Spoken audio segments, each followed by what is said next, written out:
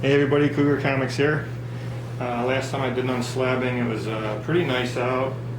We did it outside on a deck, and as you can see, we're not going to do that today. A little bit different. That was about 4 months ago. What a change in 4 months. Bought some books over the last 4 months or so. A few of them slabbed, one of them not. I cracked them out already, and just have a little bit more to cut to get them out of there. So here we go. Avengers 52, it's near mint, 9.2 and an old slab. Looks real nice, but up here on the cover there is some red up in here, and that is looks like some color transfer, possibly from the book that was laying on top of it. I'm not sure, but I was a little disappointed about that. I didn't notice that in the scan when I bought it, but let's crack this one out and see what we get. Cut this one out, I should say. My favorite scissors broke, so I'm a little nervous. Book looks really nice, except for that mark. But like usual, I got a good price on it, so I can't complain. This is cutting kind of weird. All right, here we go. Real nice and glossy. The spine looks real nice. Real good colors. Looks real good except for that little splotch right there. There's a little dent right up here. So this is a 9.2. Everything else looks real good. Corners are real sharp. Color on the book looks real good. Nice pages. They call them off-white. I think they're better than that. No, it says off-white to white, so yeah, I pretty much agree with that. Nice looking book. That dent that I talked about carries through. You can see it right there a little bit, maybe. Looks like it carries through the pages for a little bit. Yeah, almost all the way through the book, as a matter of fact. But it's nothing major. Get to the staples here. Staples look real nice. Great artwork. John Buscema. Right, hippie? And there's the last page. Real nice. I like that book. If it wasn't for that little splotch in the front, maybe it would have gotten a higher grade. But yeah, that's a real nice looking book. I like it a lot. Boy, that cover is really glossy. Okay, winner. Like that one. Let me throw it in. You can stare at that one. I'm throwing it in a bag and board. Journey into Mystery 124. About 2 weeks ago, I was on the computer on eBay, just flipping through and looking at stuff, and I don't have 124 or 125 of Journey into Mystery, and just going along looking at them, and they're all up in the upper hundreds for 9.0s. And I came across this one, and it was 40% off. So I'm like, man, I can't pass that up. So I got it. Unfortunately, it was from somebody who's in my state, which I didn't realize because I didn't look at it. I just said, wow, I got to grab this right now. So I ended up paying tax on it. But that was like, 10 or 11 bucks or something like that. So that was no big deal. But nice book. Came real quick. Very, very well packaged in a big box. Inside the box, this book was in a USPS box, like a priority box, and it had shrink wrap around it, so this baby arrives safe. So this is a 9.0 with off-white to white pages.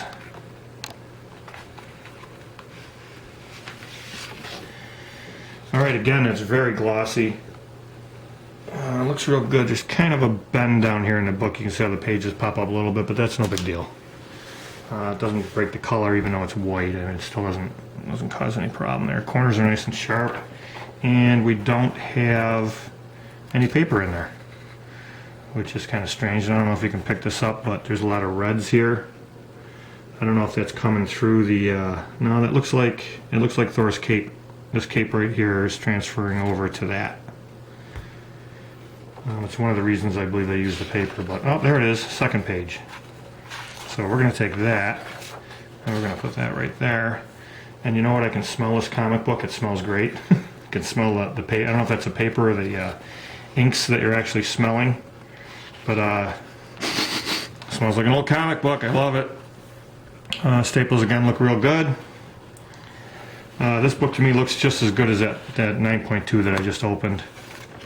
A tiny bit of tanning around the edges, but nothing really bad. I don't know if that's picking up or not. It's just kind of faint, but I'll tell you what, from what I can see here, unless there's something on the back cover I missed. No, that's a real nice 9.0.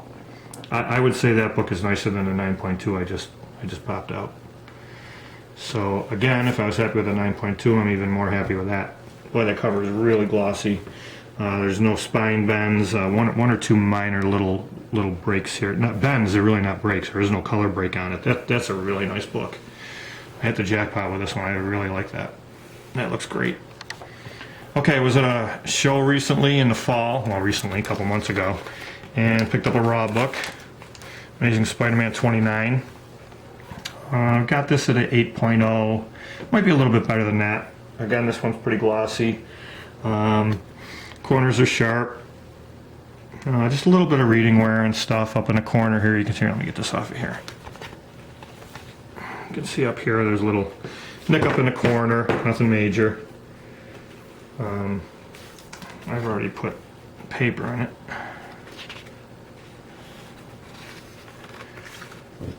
Alright. Real nice book, real solid. I paid about book price for this. I didn't realize it when I did it, but I thought I was getting a deal, but I really didn't. I went back and looked up later, and it was pretty much by the guide, so that's okay. I liked it. It was a good book. Went through the thing. I was there like 4 hours. This is the only book that I bought. So I must drive these dealers nuts. Hey, I get what I want, so I'm happy, and I usually buy something so they know if they tolerate me long enough, I'll buy something from them. And I don't sit there and try to get anybody to lower their price that much. This guy always knocks 10 to 15% off, so I know whatever price I'm looking at, I'm going to get a better deal than the price. But I buy a lot of books from this guy. And that's a nice book. You know, it's not perfect, but it's sharp. I really like that. All right, one more slab book to do. Amazing Spider-Man 32. I was looking for this one for a long time. Very hard to find this book where it doesn't have any tanning down the sides. I don't know why, but I looked for a long time and I finally found one, 9.0. I paid a decent amount for this one, but I didn't pay over the book price. And from the outlook of it, I'm happy with it. I don't know if anybody else has been trying to find one of these, but they're tough to find without tanning on them. I really don't know why. So as long as I don't cut it in half here, I'll be real happy. I'm 2 for 2 so far. Didn't see any names written in anything. I shouldn't say that, but I haven't seen a name written in a book yet.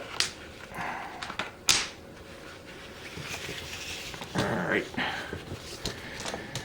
Amazing Spider-Man 32, off-white pages. That's real sharp. The spine is real nice. Corners are sharp. A little dingy up there. Seems like there's always little dingies up there for some reason. The other corners are nice. No paper. Hopefully it's on the second page. Should probably will be. No tanning at all. That's really nice. There's the paper. I don't know if that's something new, but I'm putting that one in the front. Let's go ahead to the centerfold. I opened right to it. I've done this before. Staples look real good. That one's a little bit forward, but that's okay. That doesn't bother me unless they're really around the corners. I won't get them, but these are pretty well dead center. You can see it on the front of the book. We'll go back to that and look at it. I noticed that in the scan, and that doesn't bother me at all. Some guys like them perfectly aligned, and they don't want to see the staples on either side. That's cool. It's just one of those things that doesn't bother me. That looks real nice. Now here's funny. This was in the back page. In the front, it was in the second page. Nice. 3 for 3. Very happy. Another nice book. No names written in there so far, none that I could see. Staples, there's the one right there, a little bit forward, and there's one there. Now I thought I saw tears there, but it really isn't. That'll happen when the staples either towards the front or towards the back. You open the book up and it'll rip it just a little bit. But that's nice and firmly attached, and that's a home run. All right, next one I'm not going to unslab. Incredible Hulk. I don't collect the Hulk. I have a bunch of them. Unfortunately, when I was collecting in my collecting days, I stopped at number 178. If I could have held on for a couple more months, I'd have been golden, but I didn't. So I was on the interwebs, I was on eBay just looking around, and this was from a consignment shop. And they had some other books up, and they had this one, and I just said, yeah, it looks like a really nice book. It's white pages, 8.5. It's an older book, 69. I'll take a shot at it. So I threw a bid in, and I got it, and I was really surprised. Real nice book. All I can see on this one is there's a little bend down in the corner here, and on this other corner there's a little bend there. And you really can't see them from here, but you'll be able to see them when I flip it over a little bit better, right here. I don't know if you can see the darkness there. So they kind of run like this. So it's just a bend. Somebody dropped it and bent it just a little bit. Really not creases or anything. But that's a real nice book. I consider this kind of a investment buy. I didn't really spend a lot on it. A lot of guys ask me why I crack things out. You know, don't I think I'm losing a lot of money on them? No, because I don't spend a lot of money on them. I bid on a lot of books and I don't win them. This one I put a low bid in and I ended up winning it. I do that a lot, and I don't win a lot, but the one or two that you win are good. So this book I'm gonna keep right in a slab. I really like it. The cover's real cool. Herb Trimp A. Great artist on him. Took over for Marie Severin. I liked her work on that book too. So a lot of people ask me about the prices and don't I feel that I'm losing money on the book. So I'm going to show you why I don't. What I do is I keep track of everything that sells on eBay that I'm interested in. So here's Amazing Spider-Man, number 2, sold in 4.0, white pages for $596. So any books that I think someday I might buy, I track just CGC sales. I don't track raw books because the grading's all over the place. You can't keep things on an even level. So I only track CGC books. And if you start doing this, you will find that the prices go all over the place. Here's a 19. Is that 8.0 or 9.0? Sold for $427. A 9.0 sold for $488. A 9.0 for $470. 9.0 $449. 9.0 $436. Those are all pretty close. I have somewhere there's like $100 to $150 difference. You know, and I would never buy a raw book if I could get it graded. So if I'm at a show and somebody has one and says, hey, it's very fine near mint, and I think that it is very fine near mint, I'll go to this little book that I carry with me and I go, okay, I can buy it graded for $436. I know there's no restoration. I know there's nothing funky going on with the book. Why would I pay more than that for an ungraded book? So I always do that. Now, I don't track sites like Pedigree Comics and Comic Link and all that because I find that books always sell for more on those sites. So if I can buy one on that site for the same price I get it on eBay, I would do it. But for the most part, I keep this book a running total on this. As I get the books, I cross them off, so I don't have to worry about them anymore. But I've been doing this for years, and here's when I had them filled in more. And I used to do this a lot more than I do it right now. But I mean, I had the main books that I collect: Tales of Suspense, Journey into Mystery, Fantastic Four, Spider-Man. I mean, look at all the tracking that I did on these, and these prices go all over the place. So I know if I'm overpaying for a book or underpaying for a book, and obviously I never overpay. Once in a while I do. Okay, that's going to bring me back to this book right here, and the fact that I have 500 subs. I've been doing this just about for 2 years now, and I ran a contest before, and I had pretty good results with it, and everybody was pretty happy, and it was a really positive thing. And this is 2 years coming up, and I also hit 500 subs right at the same time, which was kind of funny. But what I'm going to do is I'm going to have a little contest. And thanks for hanging on and watching this, because I'm not announcing that it's a contest because I don't want people just getting in because it's a contest. I want it for the people that watch my videos. So the contest is going to be very, very simple. How much did I pay for this book? Not including shipping, just what did the book cost me? Leave it in the comments so everybody else can see it. I'll tell you if you're right or wrong. If anybody gets it right on a button, right to the penny, you will win one of the prizes. Once you put a bid in, put what am I trying to say? Help me, Mrs. Cougar. Guesstimate. A guesstimate. Once you put your price in, what you think I paid for the book, you're automatically in the contest. That's all you got to do.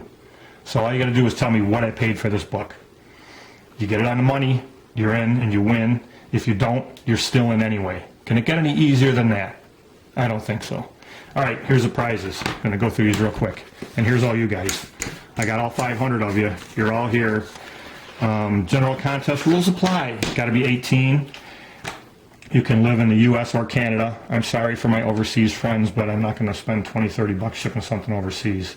Here's the prizes. Amazing Adventures, number 1.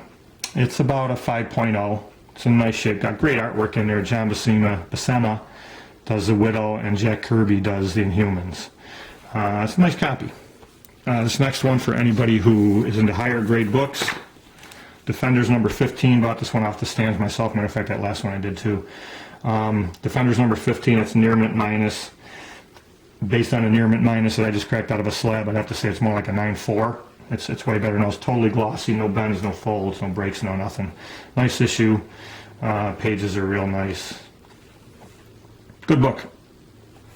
All right. Next one is Tales of Suspense 61.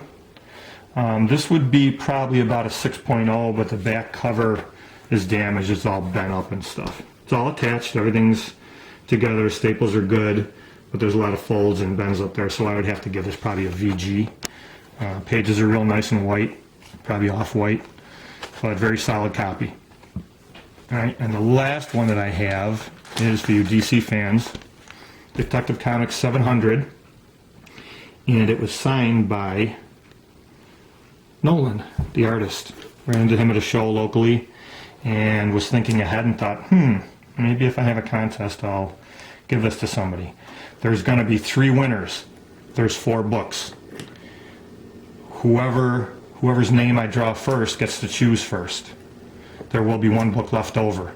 I will draw an extra name like I did last time in case somebody whose name, well, I guess that won't work either, but I'll wing it. I'm kind of winging it right now as I do this, but either way, there's going to be 3 winners. There will be 1 book left over. The first winner gets to pick first. Then I'll let the second guy know, and then I'll let the third guy know, and whatever's left over, he can choose out of those 2. So that's it. Hope you enjoyed it. Thanks for watching. Thanks for 500 subs. Thanks for 2 years of great comments and a lot of fun and really getting me back into collecting. I never really left it, but you guys really re-energized me. And thanks and good luck.